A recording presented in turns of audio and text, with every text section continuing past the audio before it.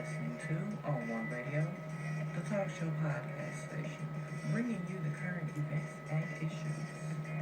All information and resources are based on the opinions of the host unless otherwise noted. This podcast may contain some quotations, images, and/or excerpts from copyright material. These uses fall well within the copyright doctrine of fair use. This is the News Report, and I am your host, Tony.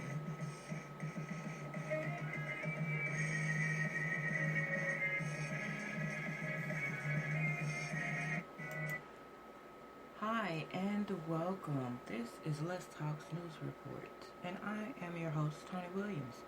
Welcome to all my new listeners and all of my day ones. Glad you could be here. Hopefully your day is going pretty good. I hope for the best for everyone. And we know the holidays are coming up, so take it easy. Enjoy the holidays sensibly during this pandemic. So, headline news today. So I'm going to title this Thin Blue Line. Some of you may know what the thin blue line is, some of you may not, but here it is. So the thin blue line is the symbol that the police have been using. Okay, so here we go with the news and the headlines. Now, California residents fight back against city council calling thin blue line flag a racist symbol. Everything is kind of up in the air right now, and everybody is sensitive about something. Livermore, California. Days after law enforcement today reported that the city council in Livermore, California, had commissioned a study to conduct an inventory of so-called artifacts and other symbols throughout the city that represent and signify systemic racism. Residents in that city let them know exactly how they felt. The study, which also looked at symbols that signify equity as well as equality and inclusion, included the thin blue line flag among symbols that are considered racist. That decision set off Livermore residents. Community members registered their disagreement by waving the flag in downtown Livermore.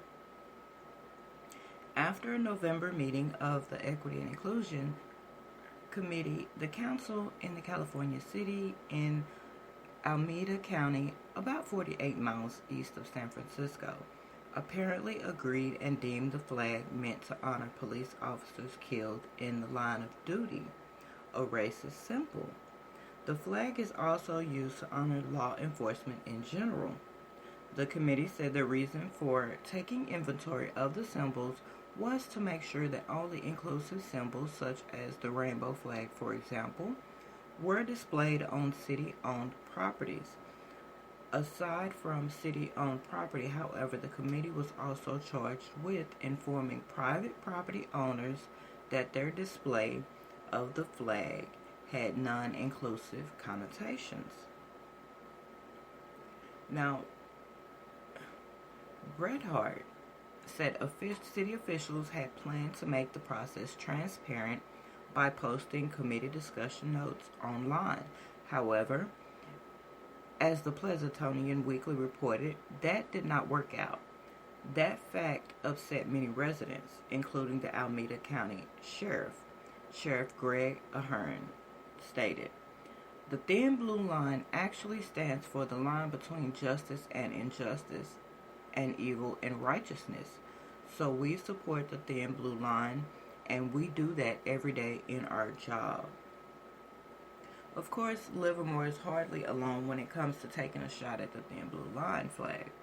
Bret Hart noted that a Florida high school had banned the flag at high school football games. The reason given by the principal was that the flag might be construed as a political statement attributed to the football team and the school. The reason the flag was flown at the football game was so a player Callen could pay tribute to his father, a Jacksonville, Florida police officer who died unexpectedly in August of 2019. In Livermore, the thin blue line flag was included among symbols such as the Confederate flag, in a group of such flags and symbols deemed by the committee to be non-inclusive. In fact, the Livermore City Council took exception to law enforcement today's reporting on the original inventory, claiming that it was inflammatory, which sourced this article instead referred to the council's inventory as being inflammatory. USSA noted that the City Council's committee was, in essence, attempting to dox people who have either a thin blue line flag or other so-called symbols of hate. Now, as USSA notes, the actions taken by the Livermore City Council appear to continue a war on police, and that residents of the city kicked back. So what do you all think about this? What do you know about the thin blue line flags, and what are your thoughts on this? Now, personally, I don't really have too much of an issue with the thin blue line flags supporting police who have lost their lives. We have a lot of issues going on right now. We do have racism issues. So it's a lot going on with that. Now, I support good police officers who are actually doing their job from a moral standpoint, and who are following the book per se of doing things the right way. Now, those out there, police of course, who are not, and who are pretty much being racist and having those behaviors, who are hurting people, minorities, and are hiding behind that badge, yeah, that's a problem. They can't hide behind the blue line flag. They just cannot. And just like we know there's good and bad in everything, I guess with the symbols and the flags, it's all in how it is portrayed, as well as the thoughts and mindset of the person or persons that are viewing those symbols, as well as the persons who support those symbols with their placing their own personal meaning on them. So it's a catch-22 with all of this. Now, Livermore, California, yet another woke city, this time in California, is jumping on the systematic racism bandwagon. This time in Livermore, located in Alameda County, about 48 miles east of San Francisco. Of course, where else would you expect to find a woke city? Now, Livermore is in the process of working to integrate equity and inclusion into the fabric of the community. And that's according to a November article in the Pleasanton Weekly. So what exactly is the mission of this newly formed subcommittee? Well, apparently one of their charges is to hunt down so-called artifacts and other symbols throughout the city that represent and signify systematic racism, as well as symbols that signify equity and inclusion. Now, if you guessed the thin blue line flag, you were pretty much correct on this. And of course, Confederate flags are also included in that group. Other groups and symbols included. They're pretty much, I guess they're trying to get rid of or make it known that they are not okay. Now, about this committee, what is the breakdown, and exactly what category does this fall in, you ask? The Equity and Inclusion Committee is divided into subgroups. One, which is called the Community Culture and Representation Subgroup. In the minutes from their November 17, 2020 meeting, the group was to oversee an inventory to identify symbols, artworks, objects, artifacts, etc. that represent and signify racism. For equal time, they also agreed to identify those same symbols that signify equity and inclusion.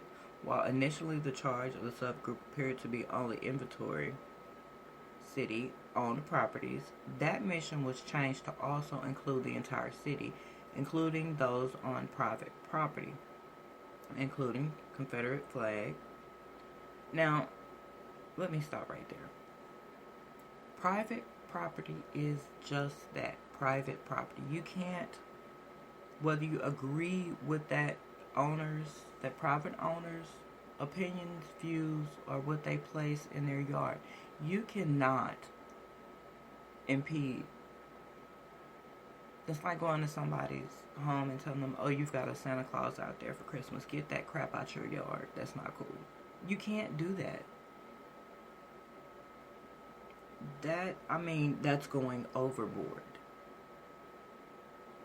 If it's a city council, then that city, you cannot mess with private properties. You can't. It's not right. So clearly the thin blue line flags and Confederate flags are considered bad. Inclusive signs are considered good. So the suggestion for non-city owned properties was to reach out and partner with organizations, businesses, agencies, and etc. that do have authority to educate and influence. They then suggest creating some type of a template or a checklist for these groups to follow, which would enable them to be partners in coercing the creation of an inclusive city. The coercive part is pretty much opinion, but that's pretty much kind of what they're trying to do. But there's more. Now, under action steps, subgroup members are encouraged to take photos of symbols in their neighborhoods and across the city, to include when and where the photos was taken. That's when it once it comes to private property, you're kind of crossing the line. You're crossing the line there. It seems that this is an attempt to pretty much dox those that have items such as thin blue line flags or Confederate flags displayed at their homes. Subgroup members are then instructed to make an assessment of the meaning of the symbols based on history, placement, personal perspective, etc. of the symbol. Further included in the action steps is when the inventory is collected, the subgroup will develop the actions to take in response, such as education, policy changes, or persuasions to address symbols that reflect and perpetuate racism, while promoting symbols that reflect and perpetuate equality and inclusion. So there you have it. Another woke city calling the symbol, which historically represented fallen police officers, a racist symbol. So is it a war on police, or is it a war on racism? How do you feel? What do you think about this? Because again, my opinion on this is it's the people. It's not so much as the thin blue line symbol, because the thin blue line symbol, we pretty well know that is for police officers. It's supposed to be for the fallen ones and just support of police in general. Now, good police, good. Bad police, not good. That's clear. So as far as the symbol, like I stated before, there's a good and bad in everything. And we really have to really set apart what the real issue is and what's just getting thrown in this stew pot. It's more about supposed to be more about the actions of those crooked cops, basically. Symbols play a small part in it simply because it is the representation of it. But it is the person behind that representation that defines what those symbols mean and stand for. So you really just have to really use a lot of common sense with this stuff. And I mean, because there's good and bad in everything, and symbols are only as important as we make them. Now, in my opinion, none of these symbols really mean squat. They don't, to me at least. Yes, of course, I have a couple of police officers in my family, yes. So when it comes to the thin blue line, it's like, okay, cousin, you're a cop. Okay, the thin blue line is for you guys. Oh, okay. Alright. Got it. But there's good and bad in everything, and we really have to take our time and sift through the manure to see what's real, what's factual, and what is being blown out of proportion, and what the truth really is. And as I said, symbols only mean as much as you put on them. Symbols change. They're here today, gone tomorrow. Because apparently this is the road, the path on the road that we're on. Everything is once again changing, but in time, everything will change. It's inevitable. Change will come with a lot of things. As far as racism, these people are not crying wolf. They are not crying wolf. It's a lot of things have been this way for years. Does not make it right. And that should change. But these symbols, they only have importance when you make them have importance. And honestly, with even with the Confederate flag that they're using is not the actual Confederate flag. It is another flag that has been used to represent slavery times. Google it. Do your research. Take a look. But the flag that they're using is not the original, real Confederate flag. It's another symbol that pretty much they've been made to advertise the slavery, and that's not good. But hopefully in due time things will begin to head in the right direction. And for Livermore, you guys hang in there. That it'll get worked out. And if you have any thoughts or ideas or any feedback on this story, feel free to comment, email me. Let me know what you're thinking, how you're feeling about this. And if you know of any symbols that make you feel some type of way, let me know. Let's talk about it. So be safe. Have a great day. Until the next story, because there's always a new story.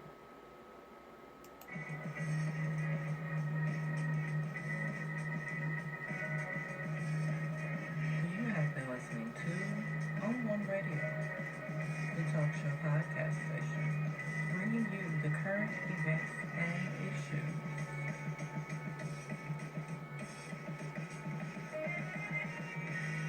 Thank you for taking the time to listen to my news report. I wish you the best and have a wonderful day and night.